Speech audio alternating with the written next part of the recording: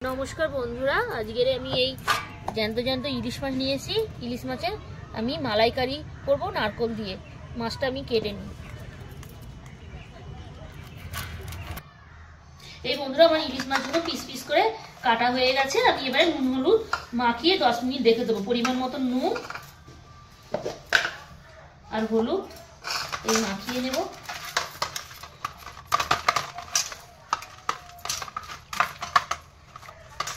আর একটুখানি আমি সরষের তেল দিয়ে দেব। ইলিশ মাছে একটু সরষের তেল মাখিয়ে ম্যারিনেট করে রাখলে মাছের মধ্যে টেস্টি বাড়ে।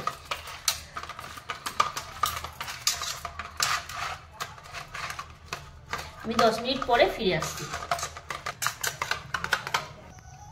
এই বন্ধুরা আমার ইলিশ মাছটা 10 মিনিট হয়ে গেছে, নুন হলুদ মাখানো হয়ে গেছে।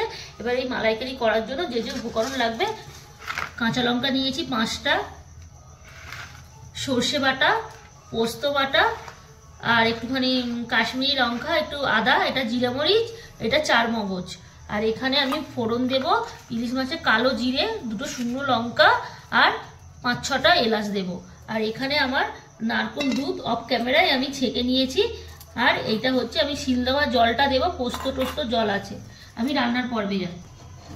এই বন্ধুরা আমার তেলটা গরম হয়ে গেছে, মাছটা অল্প ভাজবো, তৈলাক্ত মাছ বেশি ভাজবো না।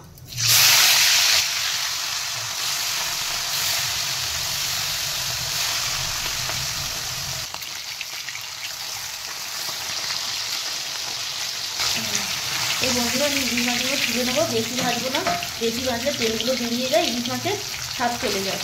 অল্প একটুখানি নেড়ে ছেড়ে সাদা সাদাই থাকবে। বন্ধুরা এই মাছটা আবার ভাজা হয়ে গেছে, আমি রান্নার পর্বে যাচ্ছি। এই বন্ধুরা তেল গরম হয়ে গেছে। ইলিশ মাছের মালাইকারি করার জন্য প্রথমেই তেজপাতা, 2টো শুকনো লঙ্কা আর 5-6টা এলাচ আমি দিয়ে দিলাম। আর এই কালো জিরে দিয়ে দিলাম। সর্ষে আর কালো জিরে আর মালাইকারিতে হেভি লাগবে। এই পরিমাণ মতন হলুদ দেব আর পরিমাণ মতো নুন দেব, দিয়ে জলটা দেব, তেতো হয়ে যায় মশলা দিলে, ওই জন্য জল দিয়ে দিলাম।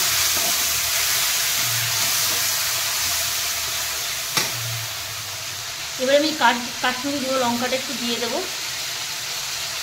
আর এই জিরে মরিচ বাটাটা আমি দিয়ে দেবো। আর এই আদা পেস্টটা দিয়ে দেবো। আর এই সর্ষে পোস্ত আর 4 মগজ আমি শেষে দেবো।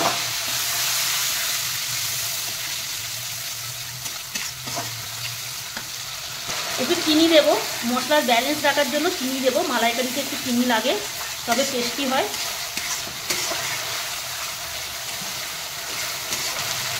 এই বন্ধুরা আমার সর্ষে পোস্ত 4 মগজ এটা তেলের জলের উপরে দিয়ে দেব। আর এই 5-6টা কাঁচা লঙ্কা চিড়ে রেখেছি দিয়ে দেব। মশলাটাকে ভালো করে কষিয়ে নিতে হবে, কাঁচা গন্ধ যেন না থাকে। এই বন্ধুরা আমার মশলা থেকে তেল বেরিয়ে গেছে, মশলাটা কুক হয়ে গেছে। আমি এবারে নারকেল দুধটা দিয়ে দেবো।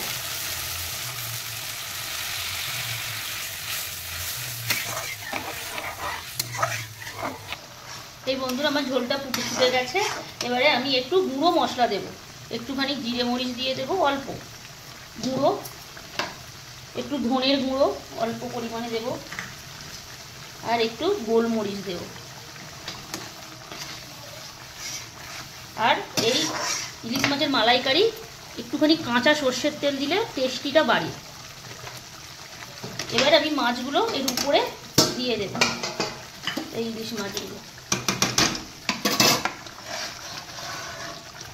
এবারে একটু 5 মিনিটের জন্য ঢাকা দিয়ে দেবো।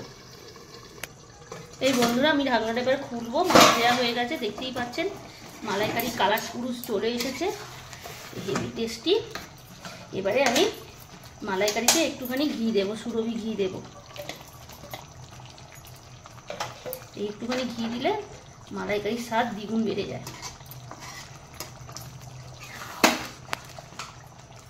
এখানে 1 মিনিট মতন ঢাকা দেবো, দিয়ে নামিয়ে নেব।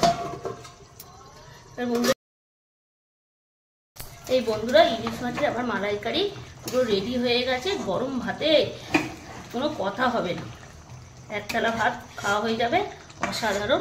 বন্ধুরা এইভাবে ঘরে বানিয়ে খাবেন। ভিডিওটিকে ভালো লাগলে লাইক, শেয়ার ও সাবস্ক্রাইব করবেন। কমেন্ট করে জানাবেন কার কার ইলিশ মাছের মালাইকারি খেতে ভালো লাগে। বন্ধুরা এইভাবে আপনারা ইলিশ মাছের মালাইকারি নারকেল দিয়ে বানিয়ে খাবেন, খুব সুন্দর সেন্ট বেরোয়।